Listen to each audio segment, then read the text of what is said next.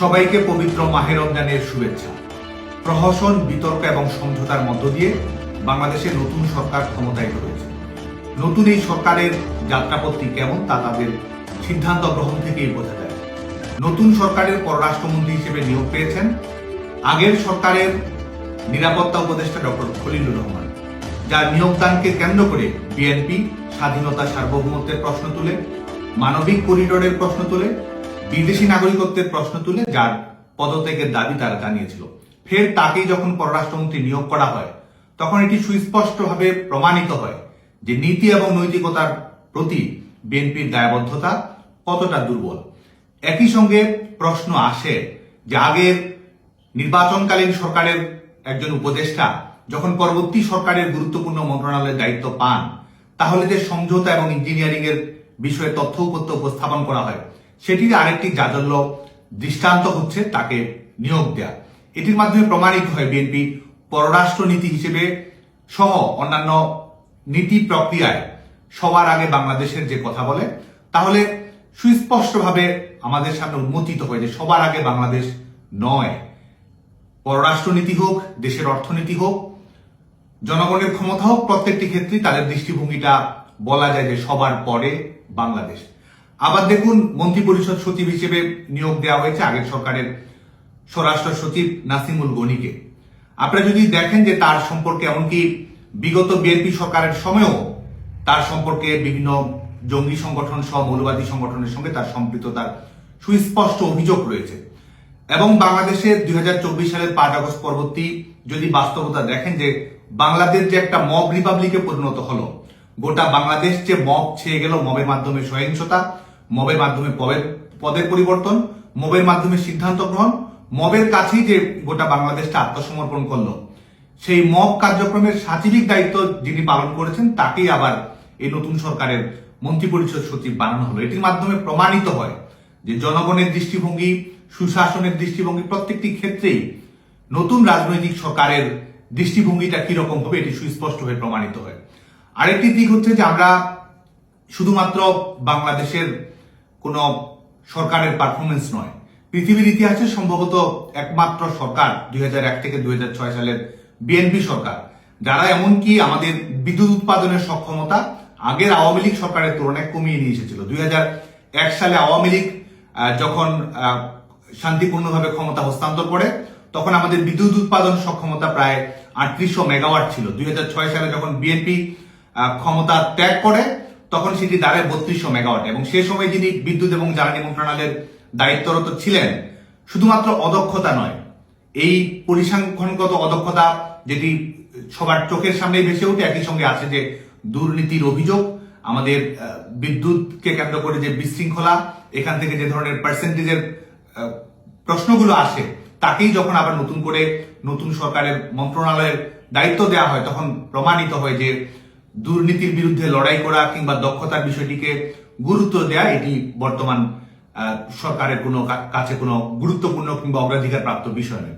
আরেকটি দেখুন যে একটা সরকার সংবেদনশীল কিনা, একটা সরকার অন্তর্ভুক্তিমূলক কিনা, একটা সরকার জনগণের প্রত্যাশার সঙ্গে সামঞ্জস্য রাখে কিনা, এটি ছোট ছোট দৃষ্টান্ত থেকে বোঝা যায়। দেখুন, আপনি পার্বত্য চট্টগ্রাম বিষয়ক মন্ত্রণালয়ের দায়িত্ব দেওয়া হয়েছে একজন, প্রতি মন্ত্রণালয়ের দায়িত্ব দেওয়া হয়েছে একজন বাঙালিকে। পার্বত্য চট্টগ্রাম বিষয়ক মন্ত্রণালয়ের দায়িত্ব সবসময় পার্বত্য চট্টগ্রামের অধিবাসীরা দায়িত্ব পালন করেছেন, যদিও এখানে মন্ত্রী হিসেবে পার্বত্য চট্টগ্রামের একজন অধিবাসী রয়েছেন, কিন্তু প্রতিমন্ত্রী হিসেবে একজন বাঙালিকে দেওয়া হয়েছে। এবং এটির মাধ্যমে প্রমাণিত হয় যে আমাদের একটা যে আমরা ইনক্লুসিভ সোসাইটি তৈরি করতে চাই, পার্বত্য শান্তি চুক্তি যেটির মধ্য দিয়ে পার্বত্য চট্টগ্রামে আমরা শান্তি ফিরিয়ে নিয়ে আসা, সেটির বাংলাদেশের মূলধারার সঙ্গে তাদেরকে একীভূত করা, সাংস্কৃতিক বৈচিত্র্য এবং সক্রিয়তা সুনিশ্চিত করা এবং আন্তর্জাতিক মানদণ্ড বজায় রেখে একটা মানবাধিকার ভিত্তিক রাষ্ট্র ব্যবস্থা তৈরি করা, সেই বিষয়েও যে বিএনপি সরকার কোনো ধরনের দায়িত্ব অনুসরণ করছে না এবং বাংলাদেশের মানুষ, বাংলাদেশের জনবৈচিত্র্য, আমাদের ভিন্ন ধর্মাবলম্বী কিংবা ভিন্ন বাঙালিদের বাইরে ভিন্ন জাতিসত্তার প্রতি তাদের দৃষ্টিভঙ্গিটা কিরকম হবে, সেটাও কিন্তু এখান থেকে পরিষ্কারভাবে আমাদের কাছে উন্মোচিত হয়। আরেকটা হচ্ছে যে এই মন্ত্রিসভার যে ঢাউস আকার, আজকে দেখুন যে কৃচ্ছতা সাধনের জন্য তারা কথা বলছে, এই রমজান মাসকে কেন্দ্র করেও আহ্বান জানিয়েছে, অথচ দেখুন নিজেরা তারা একটা 50 সদস্যের মন্ত্রিপরিষদ সদস্য তারা গঠন করেছে। এর বাইরে তো আবার মন্ত্রীর পদমর্যাদায় উপদেষ্টা পরিষদ তো আছেই,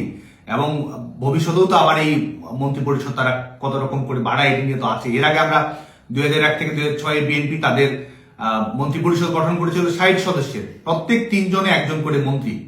বাংলাদেশের পার্লামেন্টারিয়ানদের সঙ্গে যদি তুলনা করা যায় এই অবস্থাটা দাঁড়িয়েছিল। এবং আজকে দেখুন যে শুধুমাত্র যাকে ইচ্ছে তাকে মন্ত্রী পদে নিয়োগ দান করা, কাছের আপনজন পরিচিত জনদেরকে মন্ত্রী প্রতিমন্ত্রী মর্যাদায় নিয়োগ দান করা, ভাগ বাটোয়ারার মতো করে করা, এবং সুনির্দিষ্ট বিষয়ে কারো দক্ষতা আছে কি নেই এই বিষয়গুলো বাদ বিচার না করে এটা এক ধরনের লিমিটেড কোম্পানির মতো করে এটা বিলি বন্টন কিন্তু করা হয়েছে।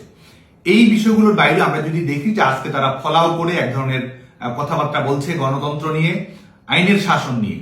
বর্তমান সরকার যারা যেভাবেই ক্ষমতায় আসুক না কেন, আজকে কিন্তু তাদের যদি সেটি হয় তাহলে তাদেরকে সেটি প্রমাণ করতে হবে তাদের কর্মকাণ্ডের মধ্য দিয়ে। আজকে দেখুন যে তারা রুল অফ ল এর কথা বলছে, তারা ডেমোক্রেসির কথা বলছে, অথচ আজকে আমাদের বাংলাদেশে গণতান্ত্রিক স্পেসটুকু কতটুকু সংকুচিত রয়েছে এবং এটি উন্মোচনের কোনো পথরেখা রয়েছে কিনা এটি নিয়েও কিন্তু বাংলাদেশের মানুষের সামনে কোনো ধরনের বার্তা, কোনো ধরনের রোডম্যাপ নেই। যদি তারা সত্যিকার অর্থে আইনের শাসনে বিশ্বাস করে, যদি তারা সত্যিকার অর্থেই গণতান্ত্রিক ধ্যান ধারণায় বিশ্বাস করে, তাহলে প্রমাণ করতে হবে আওয়ামী লীগের কার্যক্রমের উপর নিষেধাজ্ঞা, বাংলাদেশ ছাত্রলীগের উপর নিষেধাজ্ঞা প্রত্যাহার করতে হবে।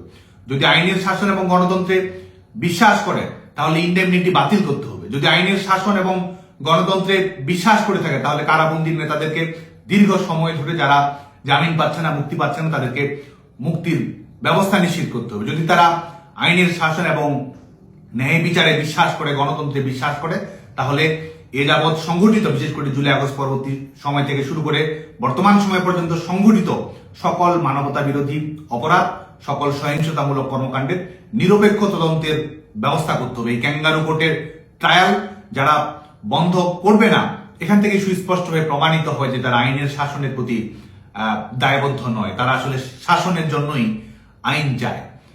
এই প্রশ্নগুলির জবাব বাংলাদেশের জনগণকে দিতেই হবে। যে প্রক্রিয়ায় ক্ষমতায় আসুক না কেন, জনগণকে এই প্রশ্নের উত্তর দিতেই হবে। আপনারা সবাই ভালো থাকবেন, সুস্থ থাকবেন, নিরাপদে থাকবেন। জয় বাংলা, জয় বঙ্গবন্ধু। সহিংসতামূলক কর্মকাণ্ডের নিরপেক্ষ তদন্তের ব্যবস্থা করতে হবে। এই ক্যাঙ্গারু কোর্টের ট্রায়াল যারা বন্ধ করবে না, এখান থেকে সুস্পষ্টভাবে প্রমাণিত হয় যে তারা আইনের শাসনের প্রতি দায়বদ্ধ নয়, তারা আসলে শাসনের জন্যই আইন চায়। এই প্রশ্নগুলির জবাব বাংলাদেশের জনগণকে দিতেই হবে। যে প্রক্রিয়ায় ক্ষমতায় আসুক না কেন, জনগণকে এই প্রশ্নের উত্তর দিতেই হবে। আপনারা সবাই ভালো থাকবেন, সুস্থ থাকবেন, নিরাপদে থাকবেন। জয় বাংলা, জয় বঙ্গবন্ধু।